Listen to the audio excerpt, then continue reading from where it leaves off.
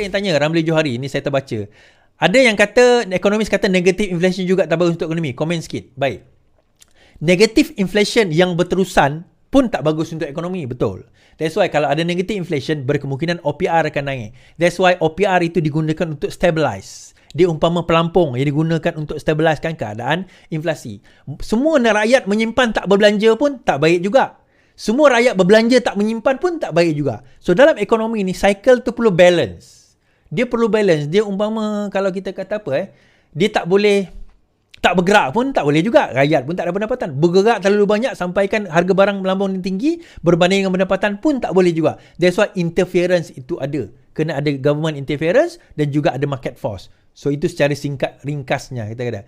Negatif dalam satu jangka masa yang panjang dan makin turun pun tidak bagus juga. Kena ada interference juga. So betul. In a way betul. Kan, tetapi jangka masa pendek kita perlu. Terutama untuk kita nak stabilisekan dulu harga dan kita nak comparekan dengan kenaikan pendapatan rakyat kita. Baik, ada satu cerita tuan-tuan. Satu lagi dikatakan Perhimpunan Melayu. Perhimpunan Melayu ini akan diadakan sekali lagi. Siapa yang nak mengadakan Perhimpunan Melayu ini? Kita tengok. Tajudin tubuh NGO anjur Himpunan Melayu bangkit. Okeylah, bekas ahli Majlis Tertinggi UMNO Tajudin Abdul Rahman telah menubuhkan NGO baru untuk memperjuangkan nasib orang Melayu yang menurut Injil didakwa masih ketinggalan dari segi ekonomi, akademik dan juga politik. Kumpulan baru ini dilaporkan bakal menganjurkan majlis Himpunan Melayu Bangkit di Kampung Gajah, Pasir Salak, Perak pada hari Rabu. Tajudin merupakan presiden NGO itu yang diberi nama Pasir Salak Bangkit. Perkembangan kebelakangan ini didapati Melayu dari segi politik, ekonomi, sosial telah jatuh tersungkur ke bawah dalam persaingan dalam negara. Saya kesal dengan apa yang berlaku kerana perkembangan ini bahaya untuk orang Melayu pada masa ini dan akan datang. Jelasnya, NGO Pasir Salak menjadi wadah meniup semula semangat perjuangan orang Melayu yang dilihat semakin lesu. Dalam pada itu, Tajudin menjelaskan himpunan anjuran NGO bertujuan terbuka kepada semua orang tanpa mengira fahaman politik. Perkembangan kebelakangan ini dapati Melayu dari segi politik, ekonomi, sosial telah jatuh tersungkur ke bawah dalam persaingan negara. Gerakan Dr. M senyap. Saya kesal dengan apa yang berlaku kerana perkembangan ini bahaya untuk orang Melayu masa kini dan akan datang, katanya. Keahlian bekas ahli Parlimen Salak itu dalam UMNO telah digantung selama 6 tahun kerana mengkritik parti tersebut secara terbuka. Tajudin mendakwa dia telah dikhianati tetapi berhasrat untuk kekalahan UMNO dan menyatakan harapan pada Melayu supaya pengantungannya ditarik balik. Dalam perkembangan berkaitan, Tajudin dilaporkan menolaknya apabila ditanya mengenai persamaan antara inisiatifnya dengan proklamasi Melayu anjuran bekas Perdana Menteri. Gerakan itu dia hanya menggerakkan kemudian senyap. Himpunan saya ini nak satukan orang Melayu dan Melayu bangkit. Macam inilah tuan-tuan. Dia macam inilah. Yang pertama, Tajudin ini masih lagi berromantis,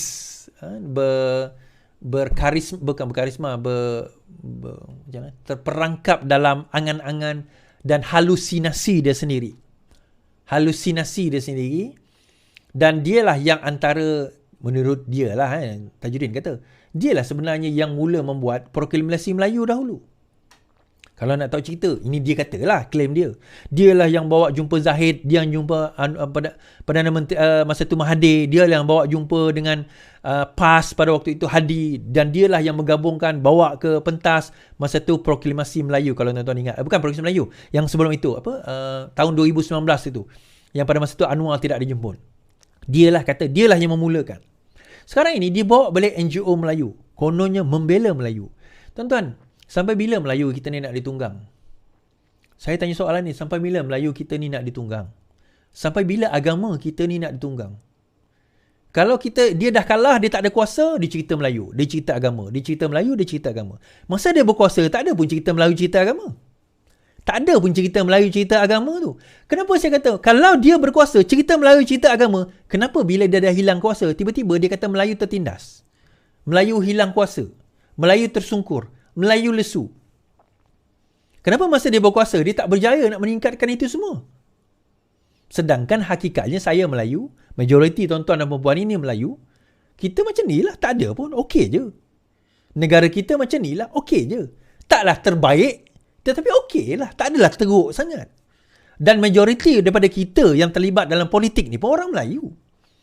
Dan saya percaya ramai juga orang Melayu kita daripada segi ekonominya pun okey.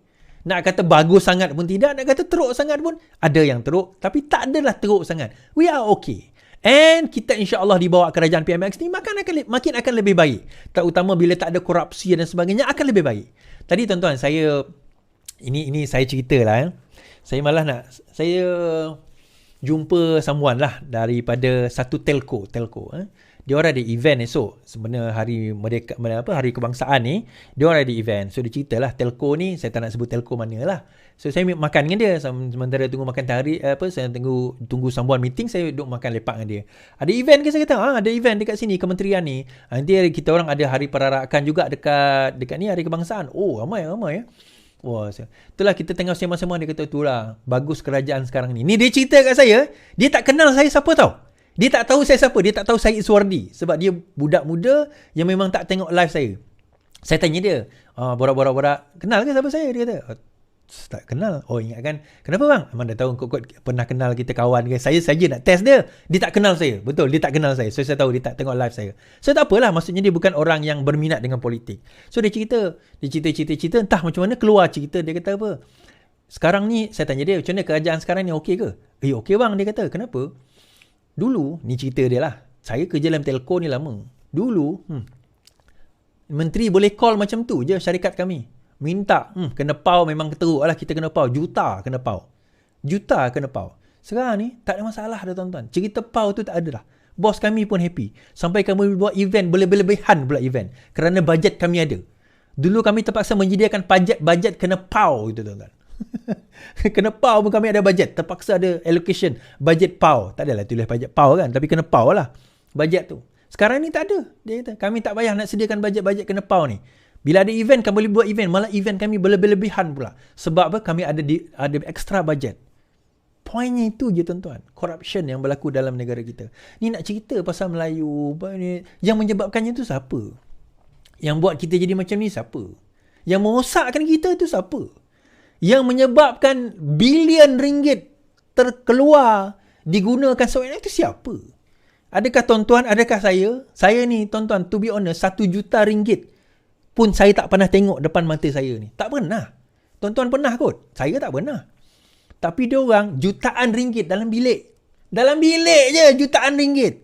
Itu yang dalam bilik. Yang di luar bilik, Cayman Island ke apa benda island, bank sana bank sini, kita tak tahu. Yang kita ni tuan-tuan, jangan kata 1 juta ringgit, kata 100,000 pun tak pernah tengok dalam seumur hidup kita. 100,000 bandel lah, bandel. Saya pernah tengok 100,000. Wah, kaya Kois tak? Kawan saya security guard. Dia tukang bawa duit. Masa dia bawa duit tu, saya tengok tegur dia, "Oi, bang, bang, kau lah. Gimana? Di bank hantar duit." Oh, dia tunjuk 100,000 dia kata. 100,000 je, tak banyak, sikit je. Oh, ni 100,000 ah. Oh, sempatlah saya tengok kan. Itu je lah, bukan sebab saya punya 100,000. Tapi siapa yang merosakkan tuan-tuan? Kita tanya soal ini, siapa yang merosakkan? Baik. Itulah kan, kata nak cerita proklamasi Melayu lah, sebagainya lah, apalah. Akhirnya yang merosakkan orang kita sendiri. Ni, orang-orang ni sendiri. Saya bagi contoh tuan-tuan. Baru-baru ini cerita 54,000 dikatakan Saifuddin bawa warga Cina ke dalam Malaysia. 54,000 warga Cina dibawa masuk dan akan dibagi kerakyatan kepada rakyat Malaysia, kepada warga China, bukan orang Cina. Warga China ini akan dibagi kerakyatan dan ada satu page ke mana tadi kata akan dibagi apa orang kata mereka akan mengundi DAP dalam PRN yang baru-baru ini. Rupa-rupanya kita baca ni dulu. Isu kerakyatan warga Cina, laporan polis akan dibuat. Ni. Ini PAS Pusat. SPRM sila ambil siasat Menteri KDN, JPN. Isu 54,000 warga China dalam proses diberikan kewarganegaraan adalah sangat serius. Dia kata siasat. Ini siapa tulis? PAS Pusat. Rafizi kata, saya akan bercakap dengan Menteri KDN sendiri, Saifuddin, supaya satu laporan polis dibuat mengenai posting ini yang jelas satu criminal defamation. Dalam proses diberi kerakyatan adalah penipuan. PAS perlu bertanggungjawab bila berterusan berbohong sebegini. InsyaAllah Menteri Ekonomi akan berbincang dengan Menteri KDN agar laporan polis dibuat berhubung satu perkongsian didakwa sebagai jenayah fitnah. Okey, ia berhubung dengan apa orang kata, satu akaun social media PAS berhubung dakwaan 50,000 warga China dalam proses diberi kewarganegaraan. Sebelum itu, tular di media sosial mengenai 54,000 warga Cina dalam proses pengundi DAP yang memetik kenyataan Saifuddin. Namun, ia didakwa telah dimanipulasi pihak bertanggungjawab sehingga mendapat perhatian warganet. Baik. Ini adalah kenyataan daripada Fahmi Fazil. Okay, Fahmi Fazil menjawab isu ini di dalam TikTok beliau. So, boleh follow TikTok Fahmi Fazil lah.